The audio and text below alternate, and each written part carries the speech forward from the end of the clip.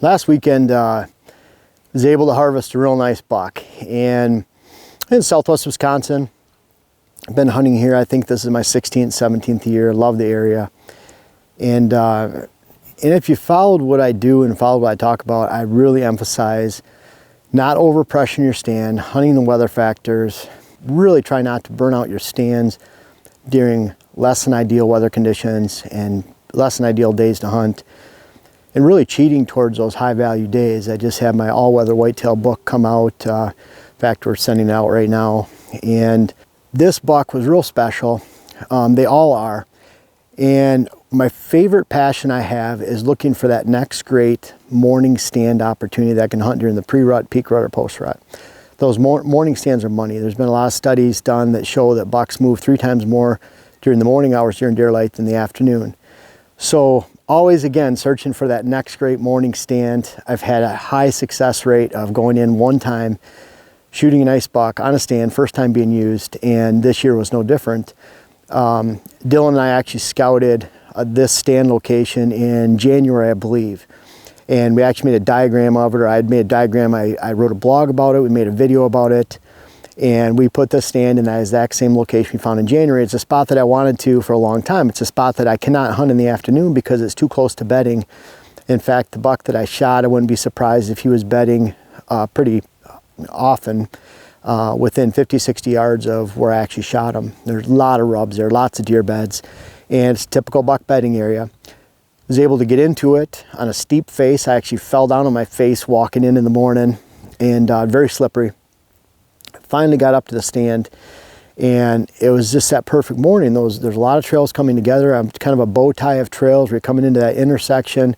Point extends out to my left. That's where they typically bed from. I heard fighting down below for quite a while that morning, off and on. Finally have that doe that came up and her tongue's hanging out. She had her fawn with her. She didn't know which way to go, zigzagging. She ended up going into our hinge cuts up top in our bedding area that we created. I believe she kept going from there. She was working pretty hard and pretty lathered up. And pretty soon I heard a grunt, and he came in. And it was just kind of like we drew it up. You know, it's the first time I've been to that stand, even trying to find it, you know, making sure I was able to get right to it. But at the same time, it's one of those, I haven't been to it for a few months. You wonder, you know, if you'd be able to find it, if you're gonna have to stand there and wait for it to get light. But the stand was in the right place. Had an east-southeast wind I had to wait for, east wind. If I had any different wind than that, then it was gonna bump off some of the higher elevations and tail back.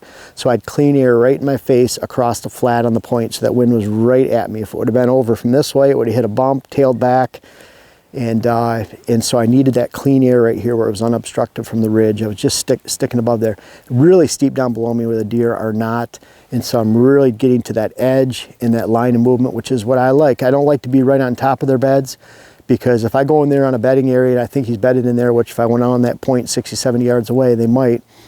If I go in there and spook them, the spot's done, that first sit. So I'd rather chip away on this stand and one of the other 5 or 6 that we have within 100 yards there on almost all sides and down below of that bedding area, so that depending on the wind, depending on the axis, depending on if it's morning or evening, again, this isn't only a morning stand because they might be bedding there, I can't get there in the afternoon. But it was one of those stands that we saw working in January, and I was really blessed to have that buck come by. He only went about 60, 70 yards after the shot, and it was my first buck actually filming. We've had a lot of close encounters. I probably should have shot one the day before or 2 days ago with Dylan filming. It was a nice 10 point, but messed up a little bit on that. He only gave about 5, 6 seconds to make a decision and even see him. But this worked out really well. I'll apologize, you know, running the sound, maybe getting the footage I should have afterwards. Everything else started raining later, and I was just happy to get him on film, but at the same time, you know, really blessed to have an opportunity at that buck. And the whole story with figuring out that stand in January and counting on that, knowing that I could go in on a high value day and have a great chance of harvesting a buck there. I call it a 40% sit, where you're going in there first time using the stand, first time for the year. It was right on peak rut, early November. A lot of great things can happen at that time, and when you save the stand like that and it's relating to bedding in the morning during the rut, it's really hard to go wrong, and I've seen that happen 20 times over. And a high percentage of my bucks have been shot during those same conditions. I really invite you to try that, whether it was this season or the seasons to come, and looking for that next great first sit morning stand, and I do not think you'll be disappointed.